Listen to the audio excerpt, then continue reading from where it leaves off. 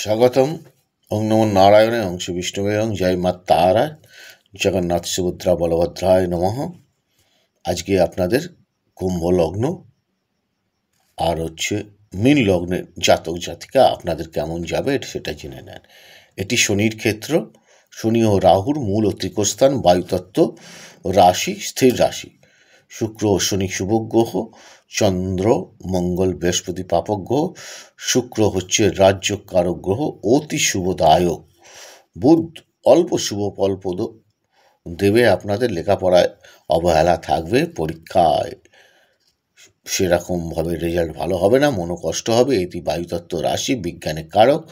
Philosophy, জীববিদ্যা, আইনজ্ঞ, electronics এবং nucleus এবং ডিজাইন, টেকনিক্যাল এবং অ্যাভিয়েশন, উচ্চপদস্থ অফিসার, আবিষ্কার, এইসব জাতক জাতিকা যদি পড়াশুনো করতে পারে তাহলে সেক্ষেত্রে ভালো রেজাল্ট হওয়ার সম্ভাবনা রয়েছে। এবং এইসব জাতক জাতিকারা একটু আইসি হয়, এদের মধ্যে ঘুমের ভাবটা বেশি থাকে। শরীরের দিকে নজর দিতে হবে। শরীর হেলদি হয়ে গেলে এদের পড়াশোনায় অমনোযোগিতা দেখা দেয়, বিশেষ করে মনে রাখবেন। এদের ক্ষেত্রেও সেই তারিখগুলো সেই একই থাকবে। আপনার ওদিকে 8 থাকবে, 8 তারিখ, এদিকে 17 তারিখ, আর এদিকে হচ্ছে 26 তারিখ শুভ।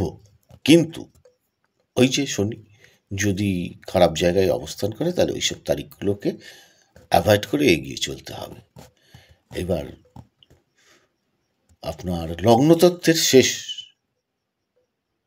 হচ্ছে মীন লগ্নের জাতক জাতিকা আপনাদের কেমন যাবে। বৃহস্পতির ক্ষেত্র, আবার এটি কেতুরও ক্ষেত্র বলা যেতে পারে খানিকটা। শুক্রের স্তুঙ্গস্থান, আবার বুধের নিচস্থান, জলতত্ত্ব প্রধান, দাত্তক রাশি।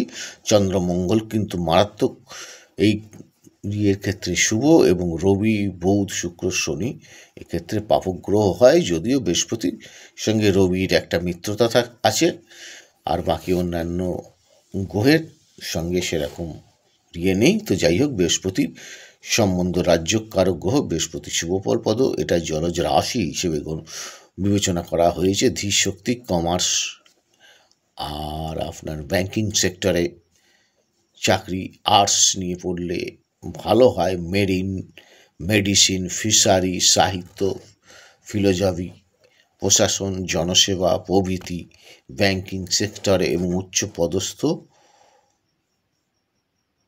অফিসার যারা রয়েছে তাদের ক্ষেত্রে ডেভেলপমেন্ট হবে। এই নিয়ে পড়লে ভালো হবে। পরীক্ষায় ফল সাধারণতভাবে কিছুটা বিঘ্ন হওয়ার সম্ভাবনা রয়েছে। কিছু সময় প্রাপ্তিতে না হওয়ার সম্ভাবনা, এটা বলা যেতে পারে যে কোনো রকম প্রাপ্তি না হওয়ার সম্ভাবনা রয়েছে। তবে একটা জিনিস মনে রাখতে হবে, ওভারঅল টোটাল প্ল্যানেটটার উপর আপনার নির্ভর করবে। আপনাদের ক্ষেত্রে হচ্ছে শুভ তারিখ মীন লগ্নের ক্ষেত্রে হচ্ছে 3 তারিখ হবে, ওদিকে 12 তারিখ হবে, ওদিকে 21 তারিখ হবে, এদিকে 30 তারিখ হবে।